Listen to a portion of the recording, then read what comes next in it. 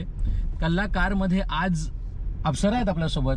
अनेक उदाहरणं त्यांची, अनेक कॉम्प्लिमेंट्स त्यांना मिळतात. पण आज सगळ्यात पहिल्यांदा कल्ला कार आहे, गाडी आहे, तुम्ही आहात आणि आपण गाडीचा प्रवास करणार. त्यामुळे सगळ्यात पहिल्यांदा गप्पा चलते गाडीबद्दल असेल. ओके, तर मला सांगा ना, गाडी हा ड्रायव्हिंग व्हील तुमच्या आयुष्यात सगळ्यात पहिल्यांदा कधी आला? आय थिंक मी 16 वर्षाची होते तेव्हा आम्ही पहिली गाडी घेतली होती, सेकंड हँड मारुती. ओके. आणि माझ्या बाबाचं तेव्हा पोस्टिंग होतं अमृतसरला. बरोबर. आणि त्यांनी तिथे गाडी घेतली होती. राईट. आणि ते तिकडनं इथपर्यंत चालवत घेऊन आले होते. किती दिवस लागले त्यांना, I don't even know, because ते घेऊन आले होते. आणि that was the first car in our parking. आणि लाईक गाडी पण ती इतकी खटारा होती, कारण की ऑब्व्हियसली सेकंड हँड पण पहिली गाडी ना, त्यामुळे किती पण कशी पण असली तरी ती लक्झरी आपण पहिल्यांदा अनुभवत असतो. आणि but we come from a very middle class family आहे, त्यामुळे मला असं वाटतं की आपण सर्वसामान्य मध्यमवर्गीय कुटुंबाला झेपणारी परवडणारी ही पहिली कार मारुती 800च असते. सो या, that was the first car. आणि मग ड्रायव्हिंग कोणी शिकवली की तुम्ही स्वतः शिकलात? What was that? सो त्याचीच गंमत पुढे अशी होती की मग बाबांनी गाडी तर आणली आणि तेच एकटे ड्राईव्ह करायचे तेव्हा. आणि ते परत पोस्टिंगला गेल्यानंतर गाडी पडून राहायची घरी. Right. So I was like, मी माझ्या आईच्या खूप मागे लागले. माझी आई म्हणजे ही फुल ऑन सिखणी आहे, डेअरिंग बाज आणि पंजाबी आणि सरदारनी वगैरे.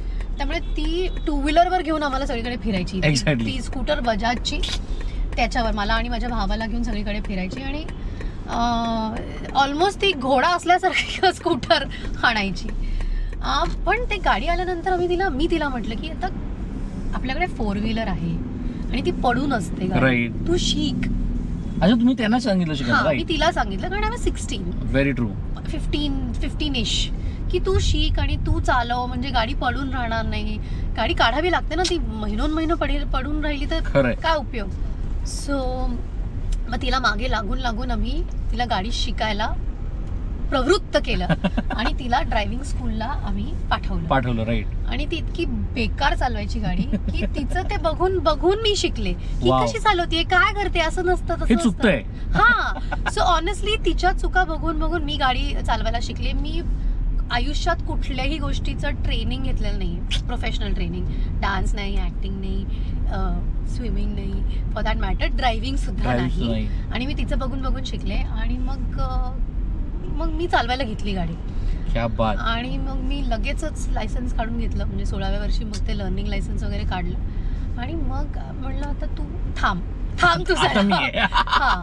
अँड देन आय थिंक तिथून मला ड्रायव्हिंगला सुरुवात झाली. आणि मी मॅन्युअलच होती तेव्हा, सो मॅन्युअलवर शिकले. मग आम्ही झेन घेतली, पहिली ब्रँड न्यू कार ही झेन घेतली. आणि देन माझा प्रवास ड्राईव्ह करायचा सुरू झाला. पण या सगळ्यानंतर आपण जेव्हा गाडीच्या गप्पा मी आता मारतो ना सगळ्या कलाकारांसोबत, तर मला कळतं की गाडी आपल्या आयुष्याचा एक खूप चांगला भाग होतं. आणि कलाकारांचं तर खूप, कारण तुम्ही कधी लांबचा प्रवास एकट्याने करता, तुमचे फ्रस्ट्रेशन्स, आनंद सगळी ही गाडी बघते. अशी कोणती गाडी तुमच्या आयुष्यात होती जी तुम्ही स्वतःहून ओन केली होती, ज्याच्यात तुम्ही कमालीचा प्रवास केला आणि ती आठवणीतली गाडी? सो बेसिकली झेन नंतर आम्ही ॲसेंट घेतली. आणि मी घेतलेली पहिली गाडी माझ्या स्वतःच्या हार्ड अर्न्ड कमाईतनं was my dream car, which was superb. So superb ही गाडी घेतली. आणि ती ॲक्च्युली इतकी लक्झुरियस आहे, नावाप्रमाणेच सुपर्ब. आणि तेव्हाची ते जे मॉडेल होतं ड्युरिंग नटरंगच्या आसपास मी ती घेतली होती. आणि इतकी कमाल ती, म्हणजे लिटरली त्याची सीट खाली केली, बॅक सीट, की अख्खा बेड व्हायचा. आणि मी खूप छान निवांत झोपून वगैरे प्रवास केलेला आहे. आणि त्या गाडीतनं मी वारंवार काम करत असाल त्यावेळी, ऑफकोर्स. आणि तो बदलताना काळ पाहिलाय, म्हणजे त्या गाडीने. आणि माझ्याबरोबर तो प्रवास केला आहे, from an ordinary struggling actress to becoming somebody. आणि स्वतःची एक वेगळी ओळख आणि अस्तित्व निर्माण करण्याचा जो प्रवास आहे, तो त्या गाडीतनं आम्ही केलेला आहे. आणि अनेक कार्यक्रम, अनेक शोज, अनेक मोठमोठ्या जर्नीज, प्रवास त्या गाडीतनं झालेला आहे. झेनमध्ये घडलेला एक किस्सा मी कधीच विसरू शकत नाही. माझी आई चालवायची तेव्हा गाडी, मुंबई पुण्याचा प्रवास. आणि मम्मी जॉब पण करायची तेव्हा. सो नोकरी संपली, म्हणजे तिची वेळ झाली, ऑफिसमधनं आली की मग आम्ही मुंबईला यायचो ऑडिशन्सला, किंवा स्क्रीनिंग असेल किंवा जे काय असेल. सो मला अजूनही आठवतंय बकुळाचं स्क्रीनिंग होतं आणि आम्ही दोघी आलो होतो पुण्याहून ड्राईव्ह करून, कारण माझं मुंबईत घर नव्हतं तेव्हा, आणि प्रवास करून आलो. स्क्रीनिंग संपलं आणि रात्री परत जात असताना स्क्रीनिंग चालू असतानाच खूप पाऊस पडला होता. महालक्ष्मीला स्क्रीनिंग होतं आपलं, फेमसला तेव्हा सगळे स्क्रीनिंग व्हायचे आणि खूप पाऊस पडला होता. आणि बाहेर पडलो तेव्हा बघितलं, थिएटरमधनं बाहेर पडल्यानंतर तुडुंब पाणी भरलं होतं रस्त्यावर आणि आम्हाला परत पुण्याला जायचं होतं. So but there was no option, कारण आमच्याकडे मुंबईत घरच नव्हतं, कुठे राहणार. सो मी 10 वाजता वगैरे निघालो तिकडनं स्क्रीनिंगमधनं आणि आम्ही टाऊनला, आय डोंट इवन रिमेंबर ती, कारण की तेव्हा मला मुंबईबद्दल पण एवढी माहिती नव्हती, पण एका असं नॅरो गल्लीमध्ये आल्यानंतर आमच्या गाडीत पाणी शिरलं आणि आता आणि दोघीच होतं गाडीत आणि गाडी बंद पडली तर मेलो आणि काय करणार, आणि पाऊस पडत होता बाहेर. सो फुल जो 26 जुलैचा जो पाऊस जो लोकांनी पाहिला तो आधीच आम्हाला त्याचा एक छोटीशी प्रचिती आली होती. आणि मम्मी म्हणले असं आता करायचं काय. सो माझी आई म्हणाली मी गाडी थांबवणार नाही, मी जोरात ॲक्सेलरेट करत राहीन आणि आपण बघू, यातनं बाहेर पडायचा प्रयत्न करू. आणि फॉर्च्युनेटली आम्ही, पाणी जरी होतं तरी गाडी अडकून राहिली नाही, तिने ती काढली आणि त्या आम्ही याच्यातनं सुटलो आणि कसे बसे आम्ही त्या रात्री पुण्यात पहाटेपर्यंत पोहोचलो. मला तुमचा प्रवास मला माहिती आहे, आपण अनेकदा इंटरव्ह्यू केलाय आणि अनेकदा प्रेक्षकांसमोर पण आपण खूपदा ह्या गोष्टीकडे गेलोय, पण आज सुरुवातीला मला त्या सिनेमाबद्दल विचारायचं, सिनेमाची उत्सुकता आता प्रेक्षकांना फार शिगेल आहे. कारण working with in a different language A, आणि B working with that language का superstar Mohanlal sir, come on, is something else. How was it all together? त्या सिनेमाबद्दल सांगा मला. अरे कमाल यार, म्हणजे मला असं वाटतं की इंडियन सिनेमामध्ये आता जे डिरेक्टर्स आहेत किंवा जे फिल्म मेकर्स आहेत ज्या पद्धतीची कामं करतात, त्यातले one of the most sought after डिरेक्टर्सपैकी एक नाव आहे लिजो जोस पेलिशरीचं. म्हणजे जे ॲक्च्युअल सिनेमा गोअर्स आहेत, जे भारतातील उत्तम सिनेमे पाहतात, त्या प्रत्येकाला लिजोबद्दल माहिती आहे. मी त्यांची फिल्म पाहिलेली आहे, अंगमली डायरीज असतील किंवा जलीकट्ट असेल. सो मल्याळम सिनेमा बेसिकली आपल्या देशभरात कुठले जे काही सिनेमे आपण कॉन्टेंट वाईज अप्रिशिएट करतो, त्याच्यातला मल्याळम सिनेमा हा अत्यंत उजवा प्रकार आहे. आणि कुठेतरी मल्याळम आणि Marathi film industry are pretty similar. Will talk about that later. पण कमिंग बॅक टू लिजो, त्याचे चित्रपट मुंबईत बसून देखील मी पाहिलेले आहेत किंवा मला माहिती आहे what kind of film maker he is. आणि त्याच्या चित्रपटाचा भाग होण्याची जेव्हा संधी मिळते तेव्हा it's like I will say हे स्वप्न तर मी कधी पाहिलं पण नव्हतं. कारण की एकतर मी साऊथ इंडियन चित्रपटात काम करीन हा मी कधी विचारच केला नाही, कारण ती भाषा आपल्याला येत नाही, ते आपला प्रांत नाही. पण over the last few years since pandemic थोड्याशा बाउंड्रीज फेड झालेल्या आहेत. पॅन इंडिया सिनेमा हे टर्म जन्माला आलं जिथे प्रादेशिक सिनेमे सगळे एकमेकांबरोबर आता कोलॅबरेट करून काम करतात. सो लिजोसारख्या फिल्ममेकरकडे काम करण्याची संधी मिळेल हा विचारही केला नव्हता. पण त्याच्या फिल्मसाठी जेव्हा मला विचारण्यात आल्या, I still remember I was shooting for Tara Rani, आणि त्यावेळेला मला व्हॅनिटीत असताना फोन, मी 2 रँडम लोकांचे मला फोन आले. म्हणजे त्या आठवड्याभरात मला 5-6 लोक अशी शोधत होते, Sonali Kulkarni, Apsara Aali, we want to cast you for a Malayalam film. Is it serious? आणि आपल्याला एक माहित नसतं ना की ती इंडस्ट्री कशी वर्क होते, त्यामुळे खरंच हे आहे का, हे जेन्युइन आहे का, कितपत आहे काय, I was not very sure. पण मला सिद्धार्थ मेननचा फोन आला, एक शेवटचा आपला मित्र सिद्धार्थ मेनन, त्याच्यावर मी पोस्टर गर्लमध्ये काम केलं होतं आणि हिचं मल्लू.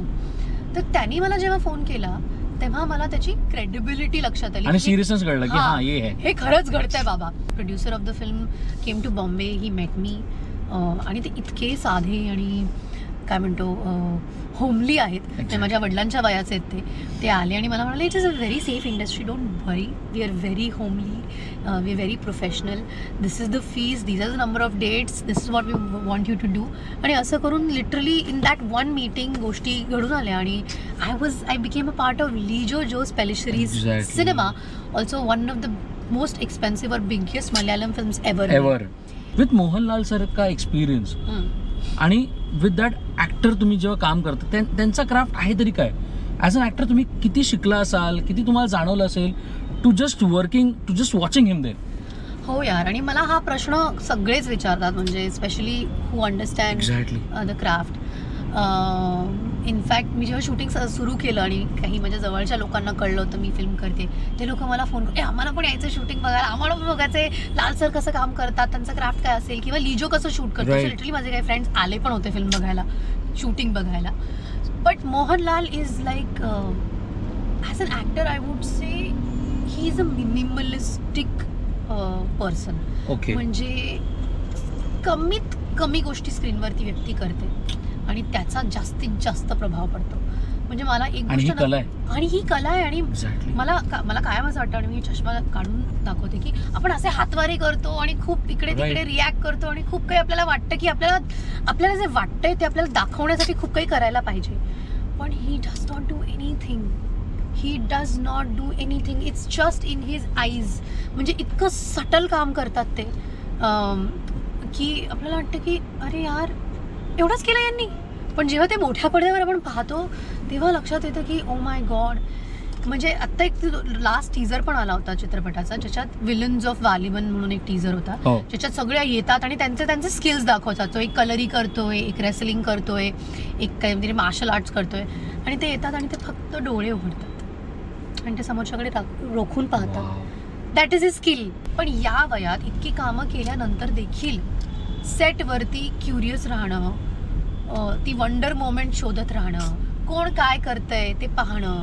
आणि गंमत अशी होती की ना, ते मला असं बिटवीन द शॉर्ट्स आम्हाला सगळ्यांना असं बसवायचंय, हे बघा मी हे केलंय, असं रिवाइंड करून दाखवायचं, हे गाणं मी केलंय युट्यूबवर. अच्छा you dance, what you do Lavani, okay see what I done.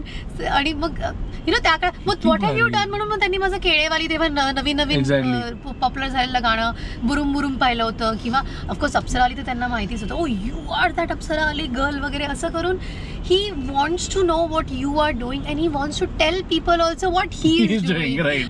एक भाषा आपल्याला येणं, ती अवगत असणं, आपण लहानपणापासून शिकणं, ती एक गोष्ट असते. That is not so easy but uneasy गोष्ट आपण असं म्हणूया. पण जी भाषा आपल्याला अवगतच नाहीये, त्याची कधी आपण ट्रेनिंगच घेतली नाही, त्या भाषेत जाऊन काम करणं असतं नाही काय हो?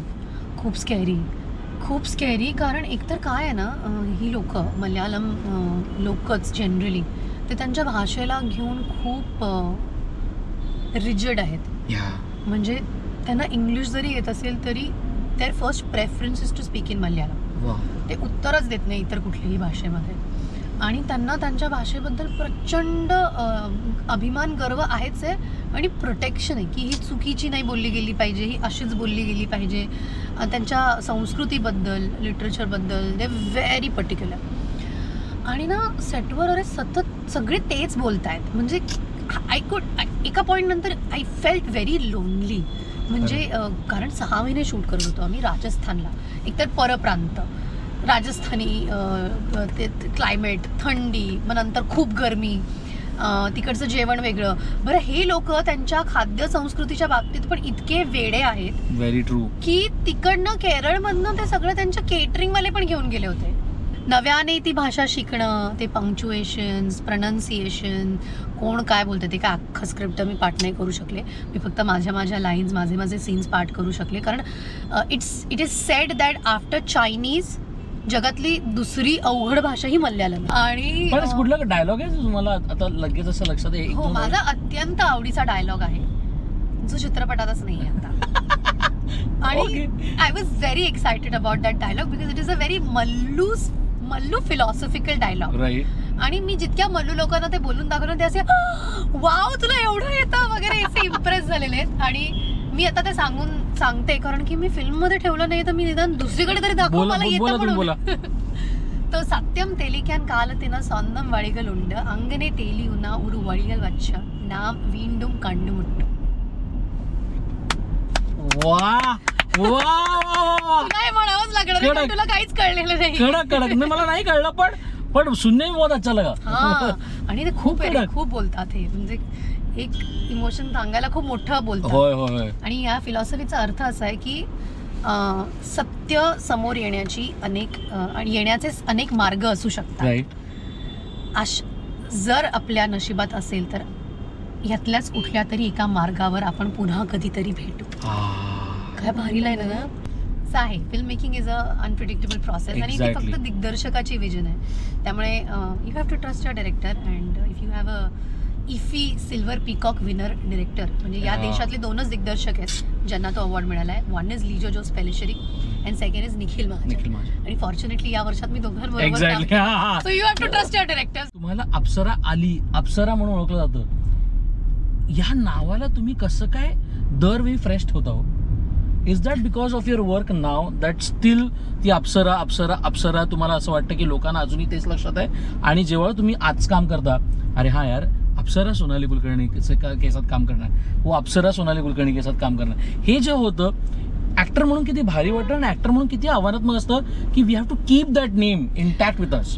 ऑनेस्टली नाही, मी हा विचार कधीच नाही केला की मी त्या नावाला जगलं पाहिजे किंवा जपलं पाहिजे. अजिबातच नाही. मी तेव्हाही नव्हता केला. आणि ऑनेस्टली स्पीकिंग आपल्याबरोबर ते एक नाव जोडलं गेलं जाईल आयुष्यभर, हाही कधी विचार केला नव्हता. म्हणजे ते it's very funny to say, it's like doctor अमुक अमुक किंवा ते तशी ती पदवी आहे ती असं म्हणायला हरकत नाही. पण ऑनेस्टली मला असं वाटतं ती जास्त त्याचा उल्लेख होतो कारण की there are 2 Sonali Kulkarni. So कुठली अप्सरा, इतकं ते it's my identity and I am proud of my identity. मला त्याच्याबद्दल काहीच दुमत नाहीये. पण मला असं वाटतं की त्याच्या पलीकडे पण खूप काही काम आहे जे मी केलंय किंवा करतेय आणि करू पाहतेय. But it is an identification. आणि माझा आय कार्ड आहे तो, माझा आधार कार्ड आहे तो. त्यामुळे हरकत नाही मला त्याच्याबद्दल अजिबातच. I don't want to change it. I am absolutely proud of it. It is, मला असं वाटतं इट्स लेगसी. एक्झॅक्टली. आयुष्यभर आपण असताना आणि आपण गेल्यानंतर देखील आपण काय ठेवून जाणार आहोत किंवा आपलं काय लक्षात राहणार असेल तर अर्थात अप्सरा आली विल बी टॉप मोस्ट. आणि हे आयुष्यात आपल्या करिअरमध्ये एकदाच घडतं. म्हणजे Madhuri Dixit having done so many things, she is called Dhak Dhak girl. It's not going to change. I think that is an identity which remains with you and you take it to your grave also, and after that also. So मला त्याच्याबद्दल अत्यंत मनापासून gratitude, कृतज्ञता आहे. पण या सगळ्यानंतर what is the way to go forward? म्हणजे आज तुम्ही एका वेगळ्या भाषेतल्या सिनेमात काम करता. बिईंग एका भाषेत किंवा मराठी भाषेत तुम्ही द सोनाली कुलकर्णी आहात, अशा वेळी दुसऱ्या भाषेत जाऊन काम करणं हे गोष्ट. त्याच्यानंतर तुम्ही कधी, मी तुमच्या अनेक कामं बघितले, तुम्ही कधी मल्टीस्टारर सिनेमातही काम केलं, तुम्ही सिंगल जिकडे तुम्ही प्रोटॅगनिस्ट तिकडेही काम केलं. What is the motto of going forward in this industry for Sonali Kulkarni? I think I am pretty secure. म्हणजे हे आहे नक्की, म्हणजे तुझे प्रश्नाचे 2 भाग आहेत. पहिला की दुसऱ्या इंडस्ट्रीमध्ये जाऊन आपण द सोनाली कुलकर्णी नसतो, आपल्याला तुम्ही म्हटलं मी ए पासून सुरू करते, आपल्याला कोणी ओळखत नाही, आपल्याला सामान्य ट्रीटमेंट दिली जाते. पण ऑब्व्हियसली मराठी सिनेमा पाहणारी लोक, म्हणजे ज्या गोष्टीसाठी आपल्याला कास्ट केलं गेलंय, लोकांना माहिती आहे की आपण काहीतरी तिथे मिळवलंय, कमवलंय, जेणेकरून आपण आज इथे आहोत. सो ते एक आहे. पण यू आर एव्हरीवन. एका पॉईंट नंतर आपण आपल्या कम्फर्ट झोन मध्ये राहिलो तर ग्रोथच होत नाही. सो नव्याने स्वतःला प्रूव्ह करत राहणं, नॉट जगासाठी पण आपल्यासाठी सुद्धा, is always a challenge that I look forward to. And that is my motto in my career, whether it is working in Malayalam cinema or Hindi cinema or Marathi cinema. Keep challenging yourself, keep growing, keep proving. It's not always about proving to the world. It's sometimes about proving yourself की मी आजही relevant आहे. 15 वर्षानंतरही अप्सरा आली हे तितकंच relevant आहे. आजही ते इंस्टाग्रामवरती ट्रेंड होतं. आय थिंक 15 वर्ष इंडस्ट्रीत राहणं आणि टिकून राहणं हे हार्डवर्क शिवाय शक्य नाही. जी लोक टिकून आहेत त्यांना प्रत्येकाने त्यांच्या परीने कष्ट केलेले आहेत, आपण ते पाहिलेले आहेत. तुमचे दिग्गज असो, तुमचे कंटेम्पररी असो, सगळे. So you can't take away the fact की टिकून राहण्यासाठी प्रचंड मेहनत लागते. जितकी एंटर करण्यासाठी, डेब्यू करण्यासाठी लागते, तितकी ती टिकून राहण्यासाठी सुद्धा लागते. पण आता कलाकारचा एक टिपिकल प्रश्न आहे जो मी सगळ्यांना विचारलाय आहे कलाकारांना, तुम्हाला विचारायचा आहे. आता तुम्ही मला सांगितलं की तुम्ही तुमच्या मम्मासोबत खूप प्रवास केलाय. हो. ही गाडी आता ओके. कलाकारचा प्रश्न असा आहे की आपण नेहमी असं म्हणतो की आपण कोणाला तरी इन्स्पायर होत राहतो. म्हणजे आपण त्याला सांगत नाही ती व्यक्ती हयात आहे नाहीये मला माहिती नाही. आज जर तुम्हाला संधी मिळाली की त्या व्यक्तीला तुम्हाला या गाडीत बसवायचं आणि ड्रायव्हर घेऊन जायचं आणि निवांत फक्त गप्पा मारायचं नाही, तर तुम्ही कोणाला घेऊन जाणार का? आय थिंक तू हयात नाही म्हटल्यानंतर मला ती व्यक्ती प्रकर्षाने आठवली. माझी मैत्रीण शालिनी मिश्रा, जी आता ऑफकोर्स हयात नाही आहे, तिला मला घेऊन जायला आवडेल की लोक we bought a BMW 3 series यार, म्हणजे X3. आणि जेव्हा ती वारली, त्याला आता 11 वर्ष झालेली आहेत. 11 वर्षांपूर्वी मी सुपर्ब चालवायचे. It's not about the car but it's the journey, की तो खडतर प्रवास तिने पाहिला आहे, किंवा दीदी सेटल हो जाओ लाइफ में, मैरी समवन नाइस, आप ऐसा करो वैसा करो, ये करना चाहिए वो करना चाहिए. ती जरी माझ्यापेक्षा लहान होती तेव्हा, तरी ती माझ्यापेक्षा प्रचंड मच्युअर होती आणि मला खूप तिचे सजेशन्स असायचे. मला अजून एक व्यक्ती आहे जिला भेटावं असं वाटतं, आणि त्या व्यक्तीशी माझा गाडीचा एक कनेक्शन पण आहे. मी तुला मगाशी 2 माझ्या गाडीबरोबरचे माझ्या आईचे किस्से सांगितले, दोन्ही भयानक होते. तिसरा किस्सा होता सुपर्बमधला, जेव्हा मी मॅन्युअल टू ऑटोमॅटिक ती पहिली गाडी घेतली होती. आणि माझ्या आईला ऑटोमॅटिक ही झेपतच नाही. मी ग्रँड मस्तीच्या मीटिंगसाठी चालले होते. हे सगळे किस्से मला पाठ आहेत. आणि मी तिला म्हटलं तो चालव, आणि मानखुर्दवरनं तिने गाडी घेतली चालवायला. आणि मी ड्रायव्हर नव्हता, आणि मी बाजूला बसून मेल वाचत होते. I was reading about Indra Kumar आणि ग्रँड मस्ती स्क्रिप्ट आणि हे सगळं. आणि अचानक बॉम्ब ब्लास्ट एवढा आवाज आला आणि गाडी रस्त्यात थांबली. आणि कुठे लागली आहे, काय झालंय, तर मागे आमच्या गाडीला ट्रकनी ठोकलं होतं.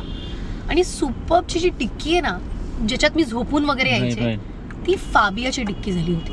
म्हणजे ती पूर्ण आत गेली होती.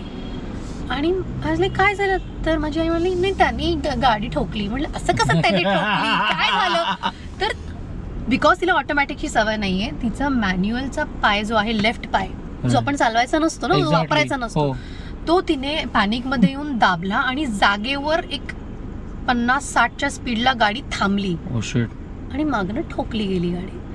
आणि माझी आई वॉज पॅनिकिंग. आणि मी ना, मला क्रायसिस फार छान हँडल करता येत नाही. मी आरडाओरडा करते, काय तुला कळतं का वगैरे, असं कसं होऊ शकतं.